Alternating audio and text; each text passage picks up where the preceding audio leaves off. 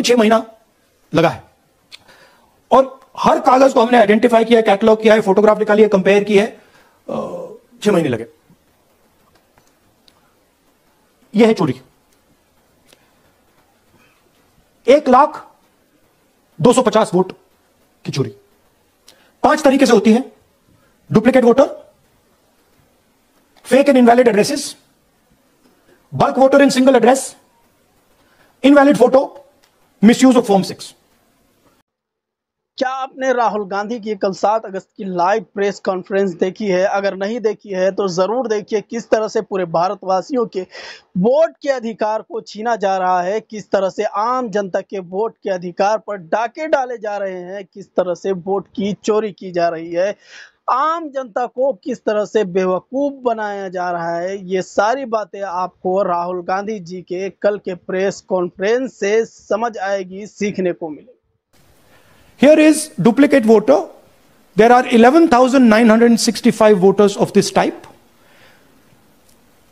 This is a gentleman called Gurkirat Singh Dang.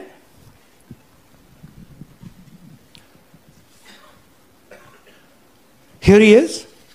अगर आप और आसान तरीके से इसको समझना चाहते हैं तो इस वीडियो को देखिए। किस तरह से एक ही आदमी कई बार वोट करता है और वो भी अलग अलग शहर में, अलग अलग बूथ में, अलग अलग ज़िले में।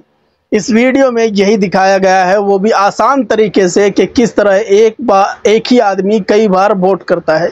मेरे ख्याल में इससे बेहतर एग्जाम्पल आपको नहीं मिलेगा।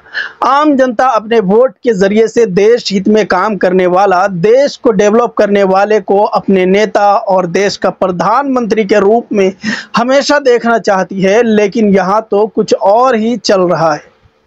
जो राहुल गांधी ने चुनाव आयोग से सवाल पूछे हैं, खुद चुनाव आयोग के डाटा के आधार पर अब लोगों ने चुनाव आयोग से इन सारे सवालों का जवाब मांगना शुरू कर दिया है कि आखिर क्यों ये माहौल बनाया गया और इसके पीछे क्या चल रहा है।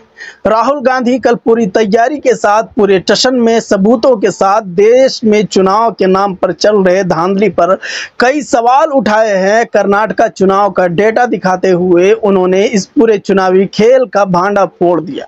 देश भर की मीडिया ने उनसे सवाल किया, किसी ने इंग्लिश में, किसी ने हिंदी में। हर सवाल का जवाब उन्होंने प्रॉपर तरीके से दिया और सबूत दिखाते हुए दिया है। उन्होंने चुनाव आयोग पर कई बड़े सवाल उठाए हैं। अब अगर चुनाव आयोग को लोकतंत्र पर भरोसा है और चुनाव आयोग लोगों में अपना विश्वास बनाए रखना चाहती है तो चुनाव आयोग को पब्लिक डोमेन में ये डेटा सामने लाना पड़ेगा, पब्लिक के सामने लाना पड़ेगा। राहुल गांधी के इन सवालों का जवाब देना पड़ेगा। जिन सबूतों के आधार पर राहुल गांधी ने ये सवाल पूछे हैं, इन दस्तावेजों की ऊंचाई 7 फीट है दोस्तों, जिसमें एक एक नाम को पढ़ना और जांच करना बहुत मुश्किल है। इन दस्तावेजों को अगर आप देखेंगे तो शायद दंग रह जाएंगे। मतलब एक ही आदमी महाराष्ट्र में भी वोट कर रहा है, वही कर्नाटका में भी वोट कर रहा है और वही यूपी में भी वोट कर रहा है। मतलब एक ही आदमी देश के 28 राज्यों में वोट कर रहा है, 797 जिलों और इससे भी बढ़कर अपने ही जिले के कई बूथ में वोट कर रहा है। और ये सिर्फ एक ही आदमी नहीं बल्कि 7 फीट ऊंची इन दस्तावेजों में कितने ही ऐसे नाम हैं जो कई जगहों पर वोट दे रहे हैं या एक ही नाम से कई वोट डाले जा रहे हैं। इनमें कुछ तो ऐसे नाम भी हैं दोस्तों जिनका जन्म आज तक भारत देश में नहीं हुआ।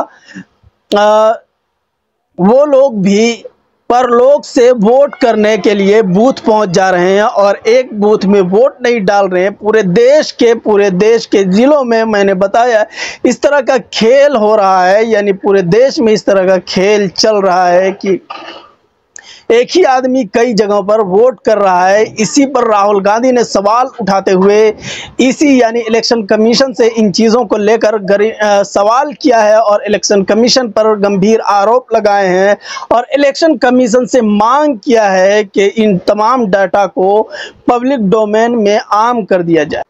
ये दस्तावेज इतने हैं दोस्तों जिससे आपकी लाइब्रेरी भर जाएगी। इन दस्तावेजों पर हुए धांधली पर भी राहुल गांधी ने सवाल उठाया है कि जिस तरह का डाटा चुनावी आयोग ने हमको दिया है उसका ऑप्टिकल कैरेक्टर रिकॉग्नाइजेशन भी नहीं किया जा सकता। मतलब इन्हें मशीन से पढ़ना भी मुश्किल है। जिस पर अभी तक ईसी यानी इलेक्शन कमीशन की तरफ से कोई जवाब नहीं आया है। जब लोग बीजेपी के अलावा किसी दूसरी पार्टी को वोट किया करते थे और वोट बीजेपी में गिरता था या किसी दूसरी पार्टी को देते थे और दूसरी पार्टी में गिरता था, तो लोग समझ नहीं पाते थे कि आखिर क्या हो रहा है। पता नहीं चल पाता था कि मेरा वोट किस पार्टी को पड़ा है। कई बार ऐसा भी होता आया है कि किसी पार्टी के बहुमूल्य इलाके से अचानक कोई दूसरी पार्टी जीत गई हो। लोग ये समझ नहीं पाते थे और हैरानी में पड़ जाते थे कि यहाँ अक्सर लोगों ने तो इस पार्टी को वोट दिया था, लेकिन ये पार्टी यहाँ कैसे जीत गई। कल राहुल गांधी ने इन्हीं सवालों का जवाब देते हुए किस तरह से खेल पूरे देश में चल रहा है, सरकार और इसी से जवाब मांगा है। अगर आपने राहुल गांधी जी का ये प्रेस कॉन्फ्रेंस नहीं देखा है तो जाकर देख लीजिए, आपको इस बात की जानकारी हो जाएगी जिससे आप हैरान हो जाया करते थे कि आखिर कैसे ऐसा हो सकता है कि मैंने फला पार्टी को वोट दिया, फिर फला पार्टी यहां से कैसे जीत गई, आखिर क्या हुआ। वहीं इस प्रेस कॉन्फ्रेंस के दौरान जब एक न्यूज एंकर ने राहुल गांधी से सवाल पूछा कि आपने बीजेपी और इलेक्शन कमीशन पर आरोप लगाए हैं इन डाटा और सबूतों के आधार पर, अब आप किसके पास जाएंगे और किनसे सवाल पूछेंगे, तो राहुल गांधी साहब ने जवाब दिया कि ये जनता के ऊपर डिपेंड करता है, ये जनता का हक है, जनता के वोट का हक है, यानी जनता का चुनावी हक है। अब जनता को इसका फैसला करना पड़ेगा। आपको दोस्तों याद होगा कि कई जगह पर इलेक्शन के वक्त में बूथ में गड़बड़ी दिखाई जाती थी, बटन दबाते थे, कांग्रेस में बटन दबाते थे, किसी दूसरी पार्टी में तो बीजेपी पार्टी में बत्ती जलता था, लाइट जलती थी बीजेपी के इसमें, जिसके वजह से लोग परेशान हो जाया करते थे, हंगामा हो जाया करता था।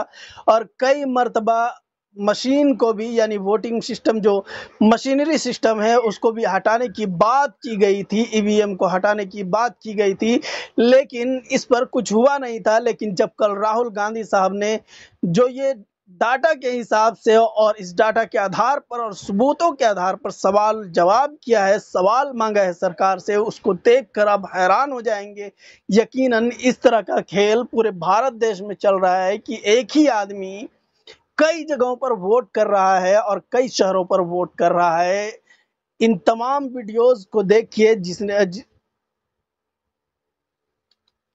यकीनन राहुल गांधी साहब की ये प्रेस कॉन्फ्रेंस वाली वीडियो देखने के काबिल है, जिससे आपको बहुत कुछ चीजों की जानकारी होगी और बहुत नॉलेज आएगा। एक और खबर आपको बता दूं कि जाने माने इस्लामिक स्कॉलर मौलाना मुफ्ती सज्जाद नुमानी साहब ने राहुल गांधी को लेकर एक बात कही है। ये बात कही है मौलाना सज्जाद नुमानी साहब ने कि राहुल गांधी को चाहिए कि मुसलमानों को भी अपने साथ में ले और मुसलमानों को भी अपने साथ में रखकर उनके हक में भी बात करें, यानी मुसलमानों के हक में भी बात करें। ये मौलाना सज्जाद नुमानी साहब ने राहुल गांधी साहब को पैगाम दिया है कि राहुल गांधी को अब इससे दूर नहीं रहना चाहिए, यानी मुसलमानों को बैक में नहीं रखना चाहिए, पीछे नहीं रखना चाहिए, मुसलमानों को साथ में लेकर चलना चाहिए। ये मौलाना सज्जाद नुमानी साहब ने राहुल गांधी को एक पैगाम में भेजा है, एक पैगाम में कहा है, एक वीडियो में बात कही है।